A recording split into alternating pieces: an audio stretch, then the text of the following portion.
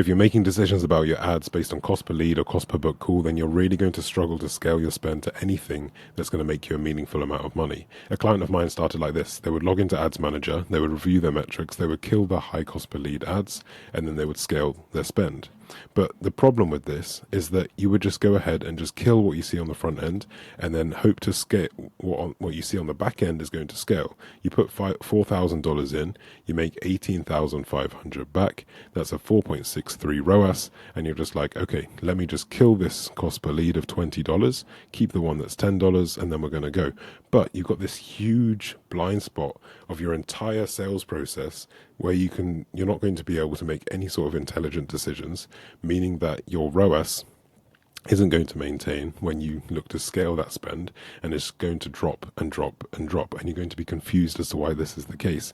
But it's because you got this huge blind spot here that you are just making decisions basically in the dark. And let me show you first of all what this actually looks like. So we've got this campaign right now where one of the ads is performing incredibly well from what you would expect on the front end. We've got a really cheap cost per lead, and it looks like in the ads manager it's the best one, and we should just scale with that one and then just kill the others.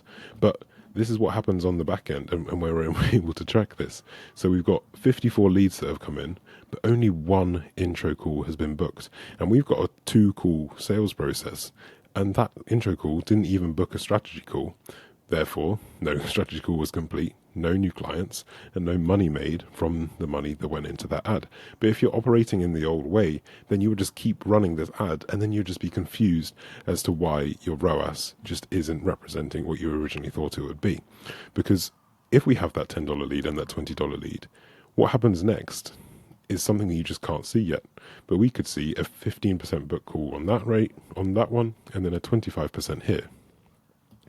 And then a 60% show rate here, and then an 80% show rate here. And then a 17% close rate here. You might have a lot of unqualified leads even that actually end up on the call. And then a 25% close rate here. And these don't feel like massive jumps. It's not like, okay, one's double the other.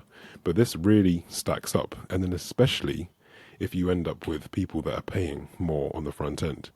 $2,000 average order value versus a $2,500 is going to make a really significant difference when you see how these metrics actually look. So let me show you what this actually looks like. You end up with 30 booked calls here.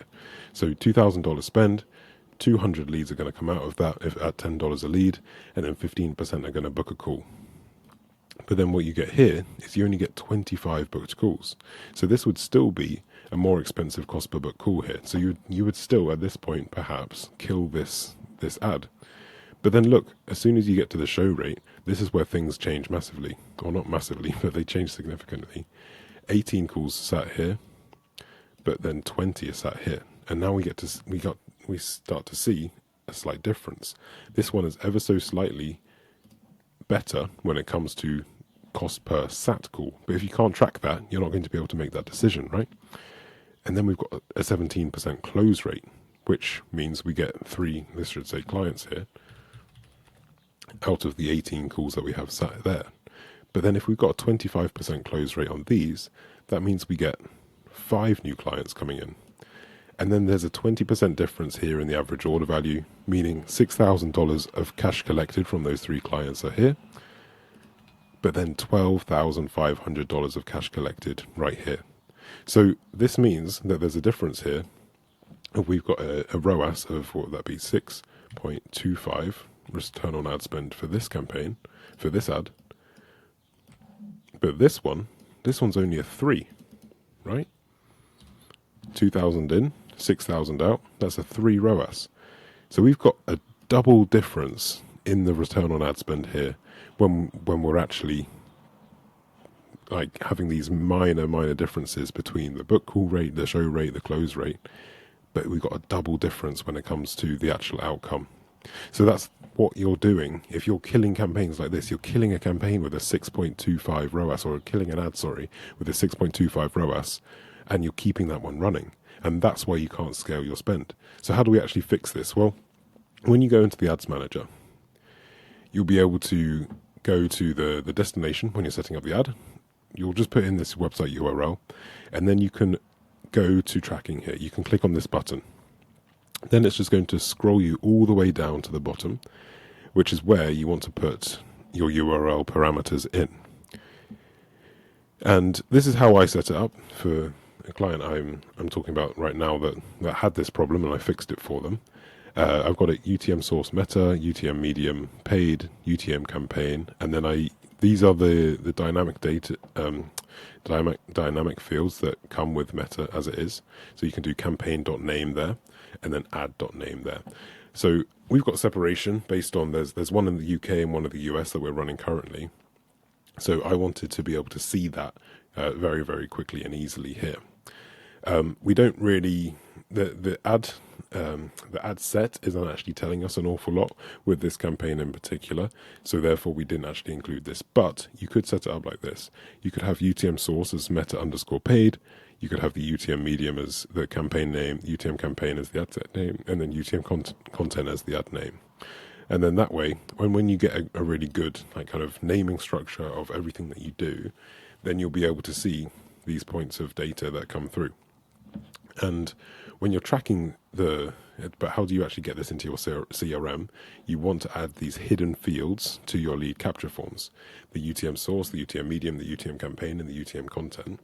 And then that means that when someone clicks this link, it gets automatically added. These get automatically added on the source meta, and then these get automatically populated when someone goes to actually fill in the form. But the form fields are actually hidden, so they're not going to see that. It's not going to change their user experience at all because they're hidden fields. But it's data that's going to flow through to you, and then you'll be able to see it in your CRM. And then all you need to do then is just simply add data filters to your reporting dashboard with these new fields.